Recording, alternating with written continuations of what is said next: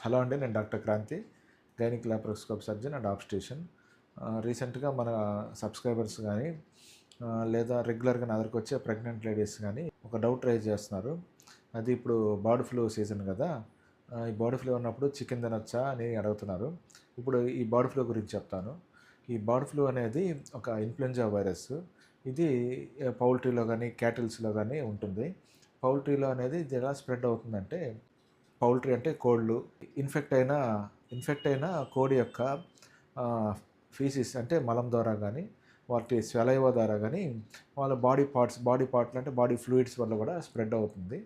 కాబట్టి ఈ పౌ ఈ ఇన్ఫెక్ట్ అయిన స్పీసీస్ దగ్గర అంటే ఎదురు పౌల్ట్రీ ఫామ్ కావచ్చు, ఆ ఇన్ఫెక్ట్ అయిన యానిమల్స్ దగ్గర కానీ మనం పోవడం అవాయిడ్ చేయాలి. అవాయిడ్ చేసినప్పుడే మనకు ఆ జబ్బు అనేది మనకు రాకుండా ఉంటుంది.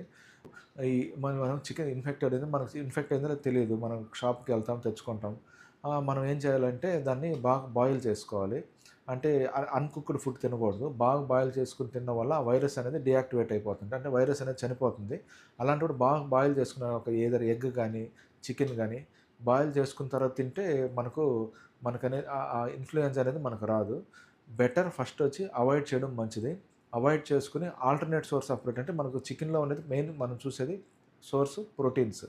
ఆ ప్రోటీన్స్ అనేది వెజిటబుల్ ప్రోటీన్స్ కూడా ఉంటాయి. వెజిటబుల్ ప్రోటీన్స్ అంటే ఇతర పల్సెస్ గానీ, మనకు అంటే పప్పు ధాన్యాలు, ఇతర శనగపప్పులు కావచ్చు, ఆహ్, బీన్స్ కావచ్చు, అలాంటి ప్రోటీన్స్ ఉన్న పల్సెస్, రెడ్ కిడ్నీ బీన్స్ కావచ్చు, అలాంటి వాటిలో ఆల్టర్‌నేట్ సోర్స్ ఆఫ్ ప్రోటీన్స్‌లో మనము వెతుక్కోవచ్చు. ఇతర మటన్ కావచ్చు.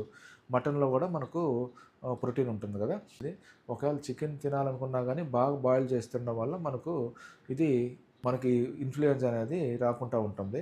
ఇది వాళ్ళ టాపిక్. మరిన్ని టాపిక్స్‌కి ఛానల్ లైక్ చేయండి, షేర్ చేయండి, సబ్స్క్రైబ్ చేయండి. Thank you.